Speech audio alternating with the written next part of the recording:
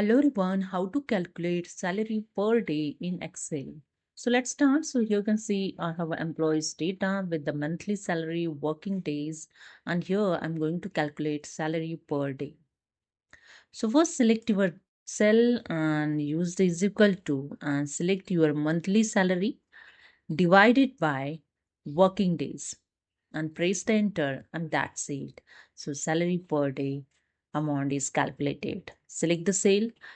Drag the corner point below the cell to paste your formula and you can see the salary per day of every employees. To remove this decimal, simply select the entire column. As I select the entire column, go to the home tab. In numbers group, here you can see showing the option decrease decimal.